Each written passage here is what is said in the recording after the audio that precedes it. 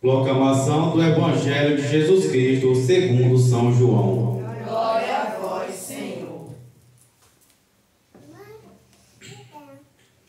Naquele tempo, Jesus apareceu de novo aos seus discípulos à beira do mar de Tiberíades.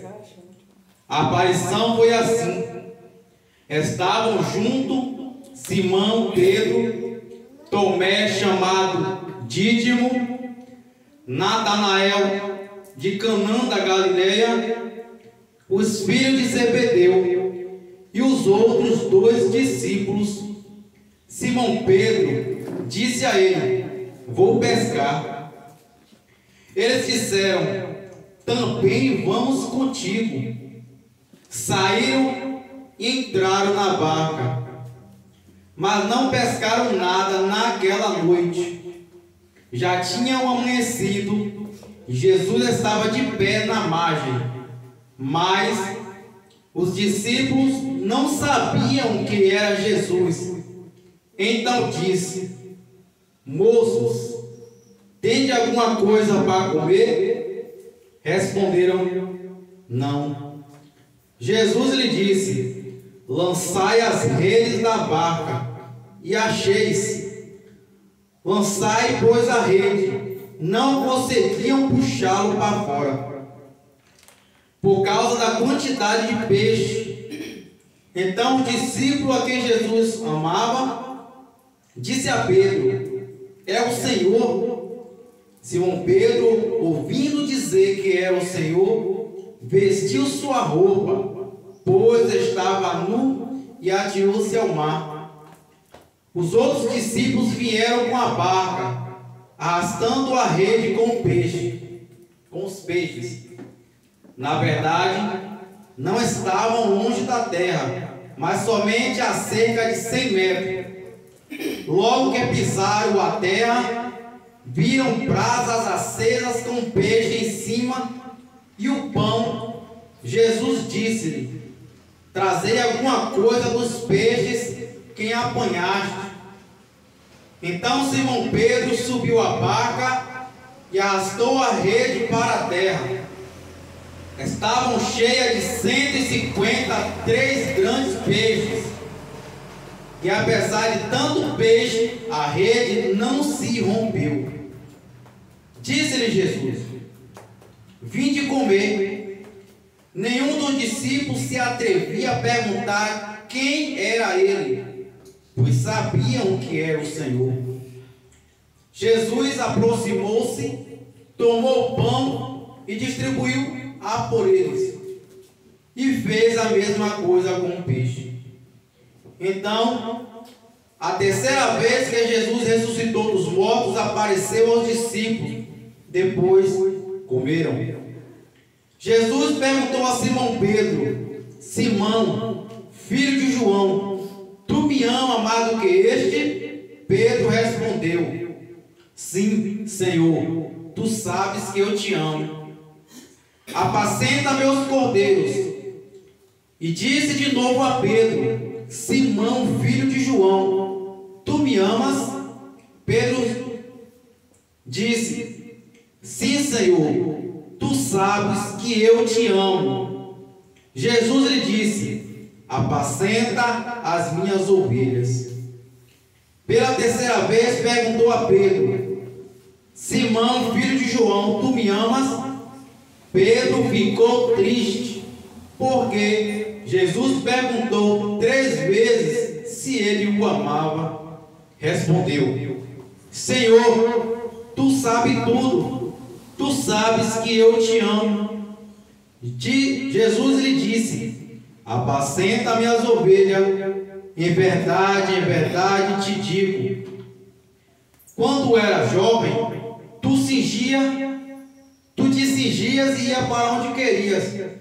Quando fores velho, estenderá as mãos e outro te cingirá e te levará para onde não queres ir.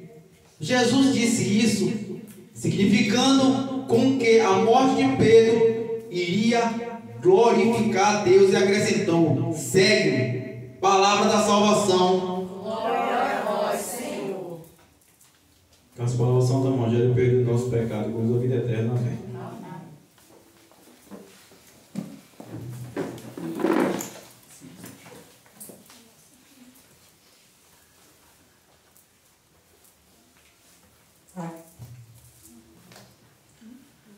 Amada igreja, a liturgia hoje ela está inclinada a dar uma glorificação ao Senhor.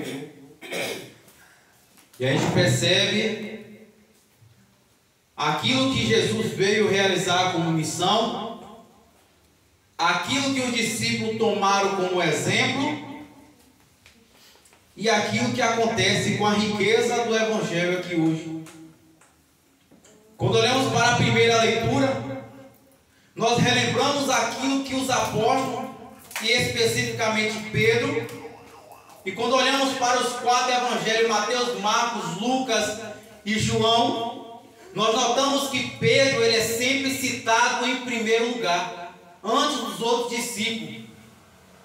Porque quando Deus tem um projeto na vida de uma pessoa, Deus ele vai colocando sobre a vida daquela pessoa também como que provação. E Deus ele vai dando também como que uma arma, como uma fortaleza, como meios para vencer as provações. Então Jesus tinha um projeto na vida de Pedro.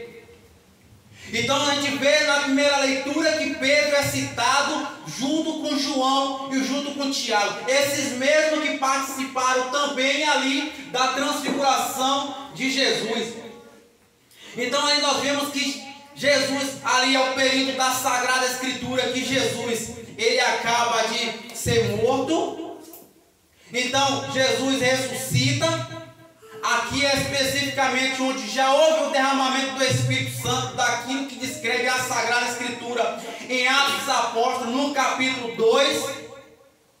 Então o discípulo começa a anunciar que Jesus é o Senhor, começa a anunciar a salvação, começa a pregar o Evangelho, começa a anunciar aquilo que Jesus viveu, começa a anunciar aquilo que Jesus nos ensinou, começa a anunciar aquilo que lhe foi ensinado por palavras, por testemunho, com aquilo que também eles viveram.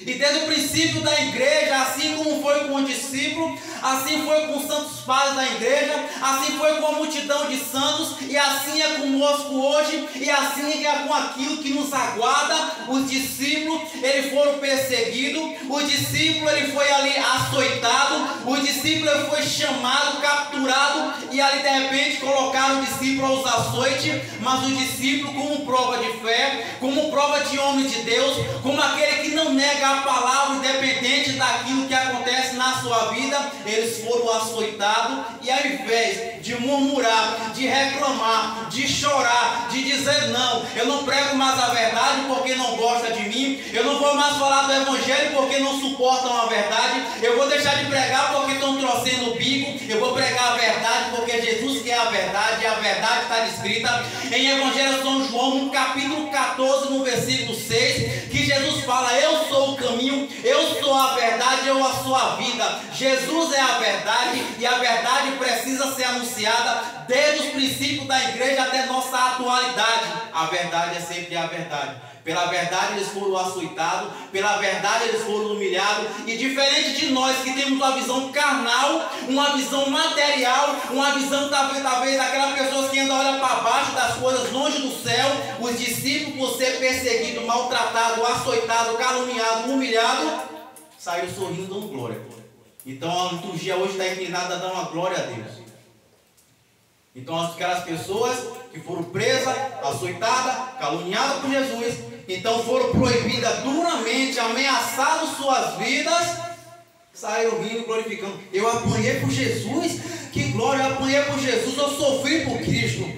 Não estou digno daquilo que ele passou na cruz, mas eu apanhei por Cristo, que é a alegria. Muito diferente de hoje, que a gente às vezes escuta uma palavra, um bicão. Então a liturgia de hoje está inclinada a isso, as pessoas que mesmo no sofrimento glorificavam a Deus. E a segunda leitura não é diferente. A segunda leitura fala do Evangelho de São João, da leitura do Apocalipse do livro de São João. Fala dos 4 anciões. Alguns dos estudiosos vão decretar desses 4 anciões como também é uma referência aos 4 evangelhos, porque cada animal daquele nós vemos também no livro do profeta Ezequiel, nós vemos também ali como descrito como os 4 evangelhos. Dos 4 evangelhos, o evangelista São João significa um animal da águia. A águia, dentro dos outros evangélicos, o evangelho de São João, ele tem um significado mais afastado.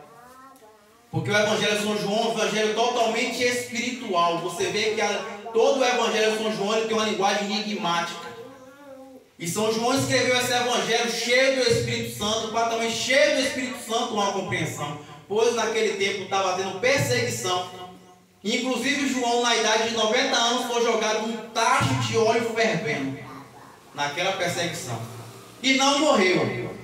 90 anos de idade no óleo fervendo. E dava glória a Deus. E muitas vezes, por tão pouco, a gente nega o nome de Jesus. A gente não suporta a perseguição de uma palavra. A gente tem medo do que as pessoas vão achar. A gente tem medo do que vão falar de nós. A gente tem medo da nossa aparência, dos seguidores, dos inscritos, das aparências humanas. Mas a gente acha que Deus vai aceitar. A humanidade entrou na mentalidade que Deus tem que se converter à vontade do homem, não mais o homem que tem que se converter à vontade de Deus. E isso é uma mentira que Satanás tem pregado no coração das pessoas. Inclusive o Evangelho de São João, no capítulo 8, versículo 44, diz que Satanás é o pai da mentira. Então João, na ilha de Patmos, ele vê aquela multidão glorificando a Deus, fala do cordeiro, daquele que é sentado no trono, o cordeiro de Deus é Jesus. Após Jesus ter vencido toda a sua missão aqui na terra, também afirma Pedro em Atos dos Apóstolos, no capítulo 4, no versículo 12, a nenhum outro nome dará tanto poder como esse Jesus, que Pedro cita. Também a gente vê isso lá em Efésios, no capítulo 2, no versículo 10, a qual exalta Jesus a toda honra, a todo louvor, que o céu, a terra e abaixo dos infernos glorificam a Deus. É mais uma leitura de glorificação a Deus. E a primeira e a segunda leitura é uma preparação para o Evangelho, de onde eu vou para a parte que é mais importante do Evangelho. Do Evangelho de São João, o Evangelho enigmático. Então Jesus ele já tinha passado pela sua missão.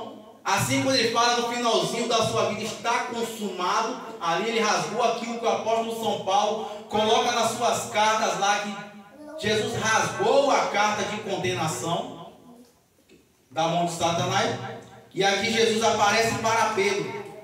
E Jesus vem confirmar na vida de Pedro aquilo que ele fala no Evangelho de São Mateus, no capítulo 16, no versículo 18.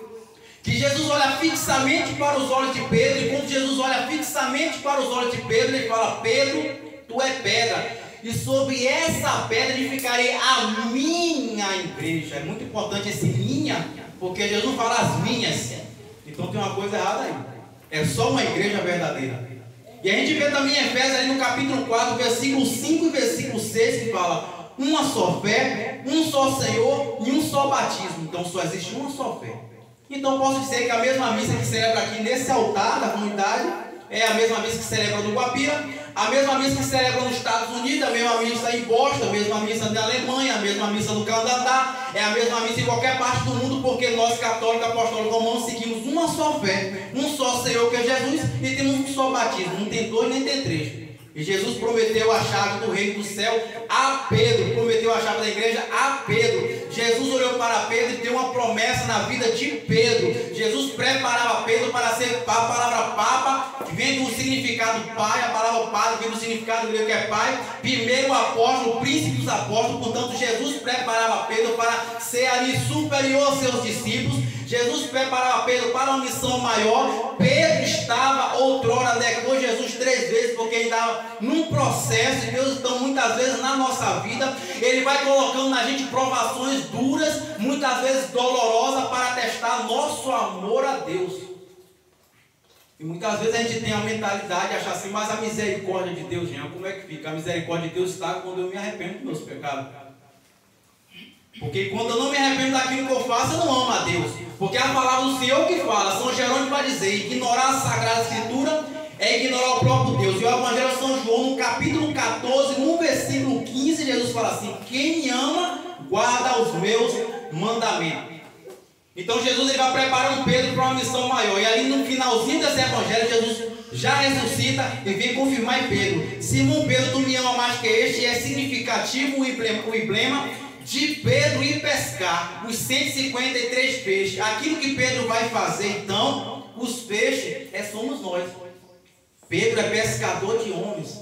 Nós somos aqueles peixes. A rede não se rasga. A Sagrada Escritura fala que a rede não se rasga, apesar da quantidade de Pedro. A fidelidade da igreja não vai passar. Porque no finalzinho do Evangelho de São Mateus 16, onde ele fala: e as portas do inferno não prevalecerão. Aparentemente, como aparece com das aparições de Nossa Senhora de La Salette, que ainda a gente vai ver muita coisa aqui, é só a pontinha do iceberg. Às vezes a pessoa fica muito focada no anticristo, na besta, na perseguição da igreja, mas a nossa certeza está focada na promessa. As portas do inferno não prevalecerão sobre a verdade da igreja. Jesus está confirmando para Pedro a missão. Tu me amas de verdade, Pedro? Apacenta minhas ovelhas. Apacenta a igreja católica. Apacenta minhas ovelhas. Apacenta meu cordeiro. Apacenta meu povo. Apacenta tua missão. Jesus pergunta 3 vezes para Pedro. Na terceira vez, Pedro ele se entristece. Quando Pedro se entristece, Jesus continua mantendo a postura da pergunta que foi feita. Então Jesus ele continua: apacenta minhas ovelhas, apacenta meu rebanho, apacenta meu cordeiro. Jesus está fixando uma missão na vida de Pedro. Pedro negou Jesus 3 vezes. Pedro ainda não tinha uma fixação, mas quando em Atos dos Apóstolos, no capítulo 2, veio o Espírito Santo, veio a fortaleza que Pedro necessitava para ser fiel a Deus. Da mesma fortaleza que Pedro necessita, todos nós necessitamos. Quando é que vai vir uma força para a gente renunciar a nós mesmos, renunciar ao pecado, renunciar ao homem velho, e a cada dia que passa traçar uma vida de conversão mais profunda? Aquilo que Pedro passou. Pedro também pecou, Pedro também negou Jesus. E também é interessante, justamente Judas e Pedro, com uma dupla traição. Judas ele se desesperou. Judas poderia ser salvo, mas Judas não confiou na misericórdia de Deus. Por quê? Porque ele não quis se arrepender. Então Judas se enforcou. Lá na legenda áurea, escrito da legenda áurea, vai dizer que Pedro, depois que traiu Jesus, foi para uma caverna, chorou amargamente por um longo mês. Jesus, em uma visão mística, aparece para Pedro e Pedro se arrepende. Pedro também negou Jesus, só que Pedro se arrependeu. Quando Pedro se arrepende, Deus, como tinha uma promessa na vida de Pedro, o Espírito Santo recaiu sobre Pedro e Pedro agora recebeu a missão de apacentar as ovelhas. Pedro foi o primeiro papa da igreja, o sucessor de Pedro foi São Lino. De São Lino carregamos a hierarquia de 266 papas, antes do Papa Francisco, agora vai ser 67, amparado por uma promessa de Jesus. Pedro, que uma hora era covarde, Pedro que tinha traído Jesus, Pedro que não tinha fortaleza, agora apanha por Jesus. Pedro morreu crucificado de cabeça para baixo. O apóstolo André foi crucificado em forma de X. Igualmente a Pedro, vemos em Atos dos Apóstolos, capítulo 7, versículo 56, que também Estevão foi apedrejado. O apóstolo São Paulo foi decapitado. Santa Bárbara foi decapitada. São Bartolomeu foi esfolado vivo. São Policarpo de Esmina foi queimado na fogueira. Esses homens morreram por amor a Deus, mas não negou Jesus. Qual é o problema da nossa geração? Nega Jesus por qualquer coisa. Nega Jesus de domingo, mas não vem na missa. Nega Jesus por qualquer bestagem. Nega Jesus por qualquer pecado e acha que não é cruz. Quando chegar a verdadeira perseguição, Bento XVI, enquanto era Papa, ele escrevia em uma de suas profecias que a igreja começou com 12, retornará a 12. E haverá um tempo de perseguição cada vez maior, onde nós voltaremos a ser perseguidos violentamente. E aí sim, você é capaz de perder sua vida para não negar Jesus. Aquilo que aconteceu com os discípulos, houve uma história com Deus para que Deus honrasse no final de sua vida. A santidade não é obra de um momento, São José Maria Escrivá fala. É um momento de santificação por toda a sua vida. Então aquilo que Deus deu, a fidelidade a Pedro, inclusive os grandes místicos da igreja vai dizer que Pedro, quando estava sendo perseguido, ele covardou, ele tentou fugir. Jesus apareceu para Pedro: Pedro, vai me negar mais uma vez? Pedro se encorajou, pela graça de Deus, e voltou para morrer, foi crucificado. Não é uma força humana, mas há um caminho que a gente traça com Deus de fidelidade todos os dias. No momento mais difícil, Deus honra aquele caminho. Então vai chegar tempo também de perseguição aqui, para o Brasil, para o mundo, onde já estamos vivendo isso, onde a Igreja Católica tem sido perseguida.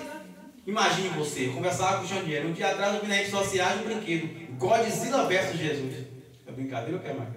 Então estamos vivendo um tempo de escarnecer a sua fé. E você está preparado para não negar Jesus?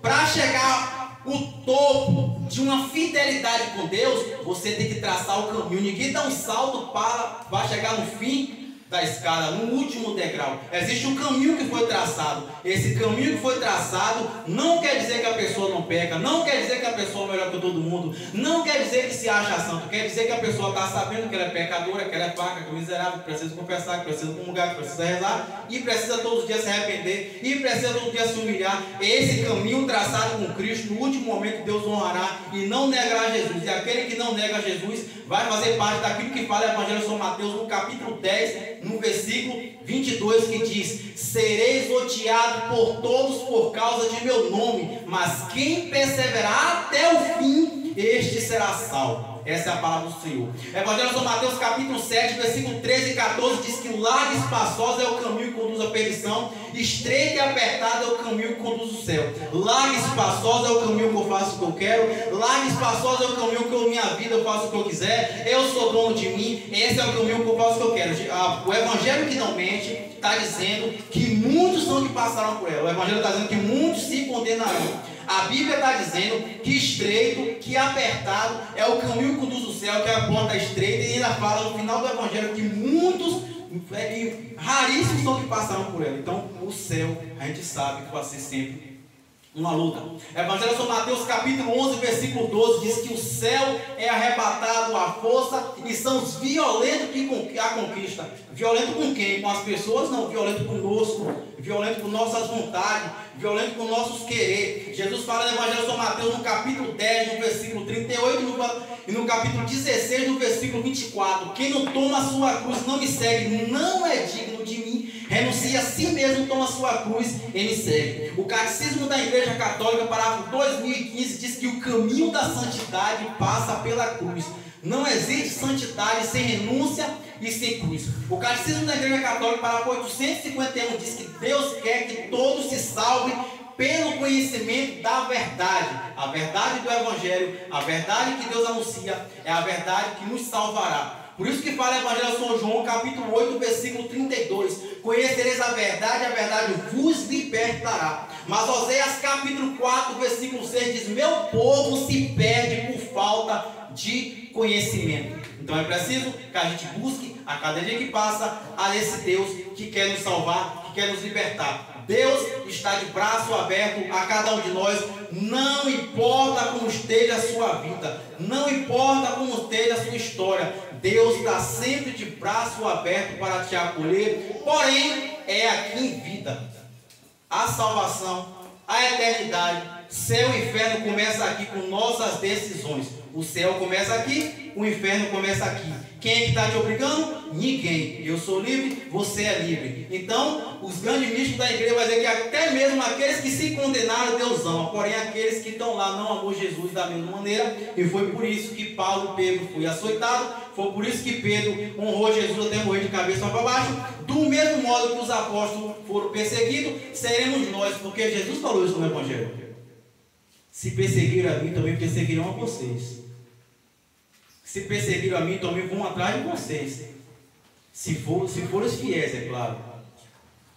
Então a gente sabe que está se aproximando cada dia mais um tempo de uma perseguição, onde o cristão ele vai ser empurrado goela abaixo a negar a sua fé. Negar que ama Cristo. Vai se envergonhando de Cristo. O mundo vai tentar te roubar. Diz a palavra do Senhor em 1 Coríntios capítulo 10, versículo 5. Não são carnais as armas que lutamos. Nossas armas não são carnais.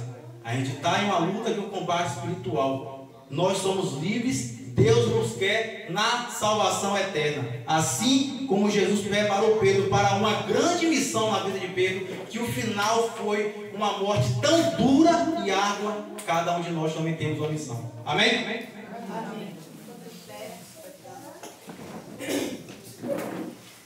Creio em Deus Pai Todo-Poderoso, Criador do céu e da terra,